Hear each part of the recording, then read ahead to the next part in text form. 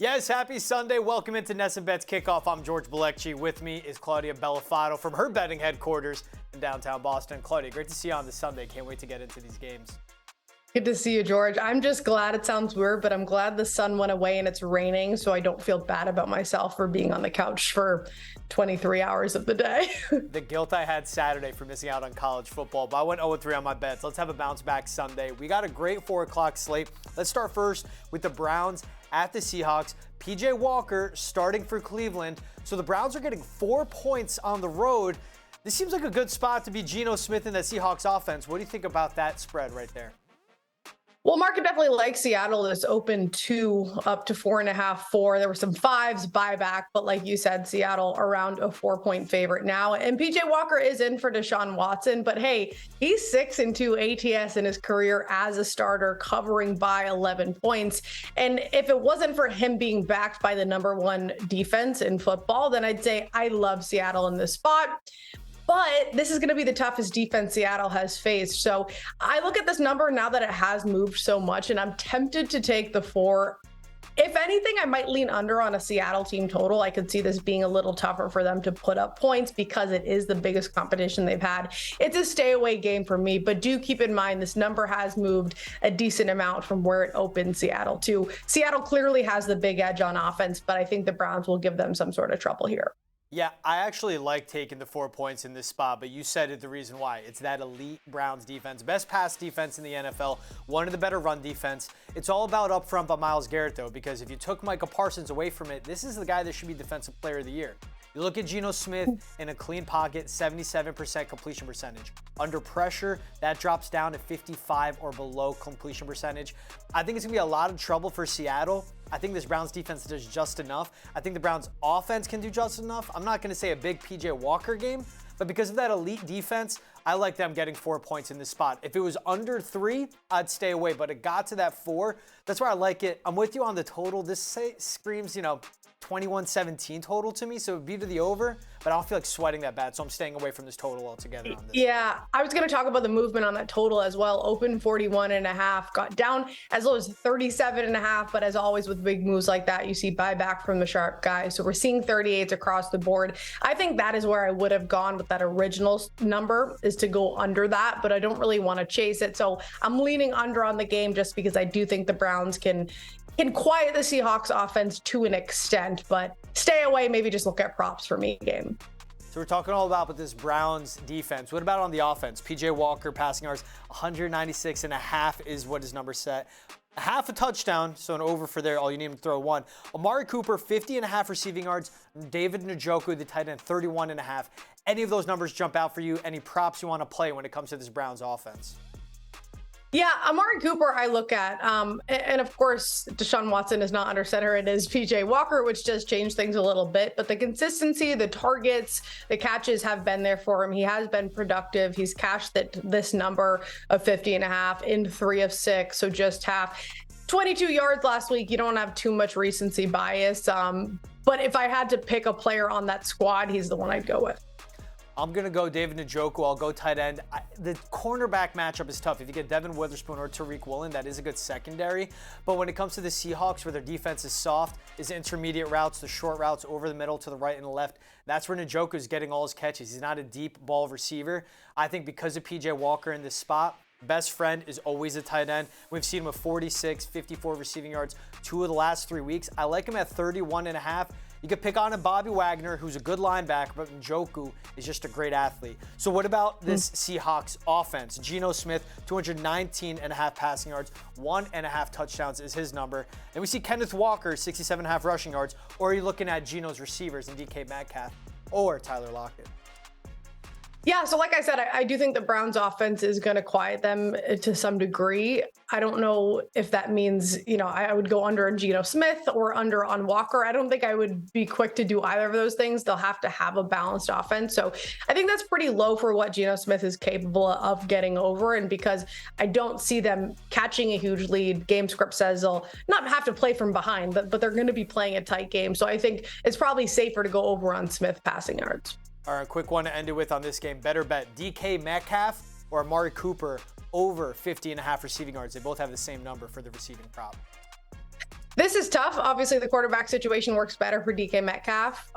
Consistency has been there for him. He's cashed it in 3 of 5. Tyler Lockett banged up, which does help Metcalf's case a bit in getting over. But again, if you're recognizing a theme here, the Browns are not only the best defense in football, but the 3rd best team behind New England and KC against the number 1 wide receiver. So I do like this number for Metcalf. I don't know about the matchup though, so I might have to go Cooper here. I'm with you. I'm going Cooper, Denzel Ward, or if it's Greg Newsome on the outside, that's a really good cornerback group he'll be facing. All right, let's go to the next game. Big one, divisional game here. Chiefs laying 7 points on the road in Denver. Chiefs, of course, coming off that shootout win. Well, shootout in the first half, and then they ran away within the second against the Chargers. While the Broncos' defense has looked better as of late, what do you think about that spread between these two? Yeah, and we saw this 3 weeks ago with the Chiefs 19-8 win. Of course, that was at home, so a little different situation on the road. We have seen Broncos money, which is not surprising to me, especially with what I just said. This line opened Chiefs 8.5, down to 7, low at 6.5 now. In terms of money, it opened 44.5, got to 46, some buyback down to 45.5. I don't know, because if you look at that last game, Russ had just a touchdown, 95 yards, 2 interceptions, yet they kept it close. So I think I agree with the market again here, not because the Broncos are great, but because the Chiefs have seemed to play down to opponents through 7 weeks so far. So I lean the Broncos. Now that this line has moved, I like the 8.5 a lot more than 6.5. This could be a good teaser spot to grab the Chiefs. You get them down close to a pick 'em, throw them in a 6-point teaser. Of course, if you're not familiar with teasers, that's basically you're buying points, right? So you have to have 2 teams, put them in a 6-point teaser, either plus 6 points or minus 6 points. It is a parlay, so both legs need to hit. But I like that because it gives me a little bit of wiggle room. I don't have to worry about them covering the spread necessarily because I bring them down to around a pick 'em. And that it makes me feel a little better because I don't love this Broncos team enough to want to take the points, but I don't know if I necessarily trust the Chiefs to lay the big number. Chiefs have played with their food, and you look ahead versus Dolphins and Eagles. Those are our next 2 opponents. I think Andy Reid is, let's go to Denver, let's get out with a win, not show too much on the tape, really save the important stuff for 2 elite matchups they have going. All right, so let's look at the player props then. Patrick Mahomes, his yardage, 274.5. His passing touchdowns, 2.5. Patrick Surtain's a really good corner for the Broncos. Otherwise, well, his defense kind of suspect. Vance Joseph has learned how to turn it around. What do you think when you look at the Chiefs prop numbers? Anyone jump out to you? Yeah, and everything we just said about the Browns defense, we thought we were going to be saying about this Broncos defense this season, but we have not seen that outside of what you just talked about. So I think it's always safe to go with Mahomes passing yards. If you don't feel comfortable with the yards necessarily, you could look at attempts, you could look at completions.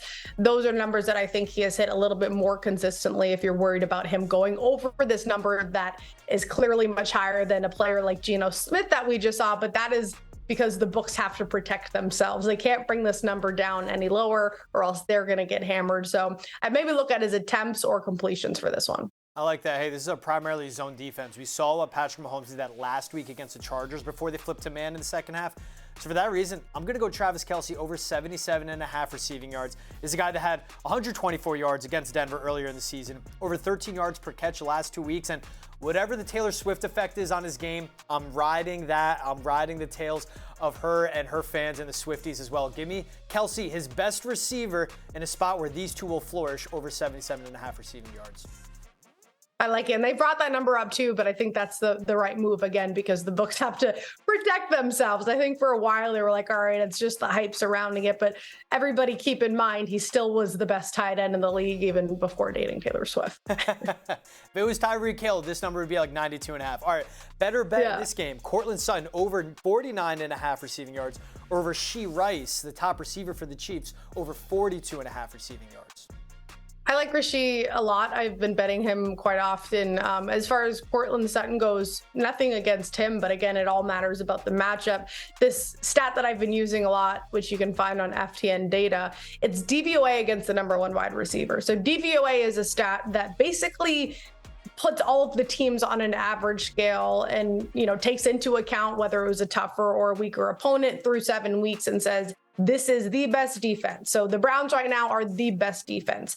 Kansas City, though, is the number 2 defense by DVOA against the number 1 wide receiver, which Sutton is. So I would fade Sutton in this spot. I would back Rice. 42.5 is a safe number when you think about the game script. They're a big favorite, even if it is a little bit closer. He should be able to eat. Broncos bottom 10 in that same stat against the number 1 wide receiver. He cashed this in the last two, averaging over 43 this season. So again, a safe number for him. I like that. I'm going Rashee Rice too. You've laid out all the numbers there. Also, give me the best receiver with a better quarterback, and you'll play off that Travis Kelce. All right, let's go to the Ravens at the Cardinals. Ravens coming off what many would say is the biggest upset of the weekend. Not just that they beat the Lions, they beat the heck out of them. And of course, that was at home. Now they're in Arizona, laying 9.5 points. The total on this game as well at 44. What do you think of that side in a spot where people could be, maybe the Ravens, after having a great game, may have a letdown against a bad Cardinals defense? Yeah, there's always two ways you think about it. What you just mentioned and also recency bias. Well, they just blew out the Lions as 3-point favorites, and some people took the Lions, me, because 3 with a very hot offense and one of the best defenses in the Lions felt like a safe play. Clearly it wasn't. Now, the Cardinals, very different situation. Lions, one of the best outside of last week, offense and defensively. The Cardinals have been at the bottom in pretty much everything. So this line opened Ravens 7.5 to no surprise up to 9, seeing some 9.5s pop up. Ravens 5-2 ATS. So again, the 7.5 looked a lot more enticing than this 9.5. You could consider a Ravens team total, maybe Ravens first half. I just don't want to really chase the number because, like you said, this could be a letdown game for them. But I will back the Ravens in this spot. Again, it could just be a prop game because there's a lot of talent on that roster. Yeah, I'm with you on that. You're chasing the best number at this one, so I'm staying away from that spread. I do like the Ravens to win this. I'll go Lamar Jackson over 1.5 passing touchdowns at plus 100. He's fine and flowing this Todd Monken offense. Really bad secondary for Arizona. I like Lamar in that spot. All right, and now let's end it off. Bengals and 49ers. This one, a great matchup. One of the best quarterbacks in the game against one of the best teams, of course. That's Joe Burrow against the 49ers. 5-point the spread here, a total of 43.5. Where do you read this one, Claudia? Yeah, and I actually just checked the lines before we hopped on here. It's 4 across now. So this opened San Francisco 6, like you said, moved down to 5.5 early this morning, and some sharp money came in to push it down to 4. Now that's not surprising because the Niners have finally lost games. Brock Purdy knows what it's like to lose as a starting quarterback. Took a while, but they're coming off losses to the Vikings and Browns. Bengals coming off of 2 wins, so you have 2 teams headed in different directions that had very different starts. Yeah, this is going to be the best competition the Bengals have faced. So for me, I'm broken record. It sounds like a prop game just because day of you are chasing the number, right? I would have liked 6 a lot more than 4. This is another spot you can put them in a teaser, but the Bengals could win this game. So it's probably just a prop one for me. Christian McCaffrey feels like safe for receiving yards, 28.5, because I do think it could be a tighter game. I don't know if they're going to be playing crazy from ahead to be able to run out the ball, but they have been using McCaffrey in the past game. He's cashed his number in 3 games so far, averaging over 32. So I would say a prop game for me. It should be a good one. Yeah, tailing you on that prop game. Give me Brandon Ayuk over 67.5 receiving yards. He had 5 and 57 in the first half, and that loss against the Vikings disappeared in the second half. This offense knows without Deebo Samuel, Brandon Ayuk is their best receiver. They need to keep him within the game plan. That's important for Brock Purdy too. You and I are lock and step. We're taking their 2 best offensive players, and we're going to play the props in that one. Claudia, I love it. Thanks for hopping on for NESN Bets Kickoff. You and me will run it back later tonight at 7 o'clock before Sunday Night Football. Got a nice primetime matchup. Make sure to tune in NESN.com, NESN 360, and NESN YouTube for that. Claudia, I'll see you then. See ya.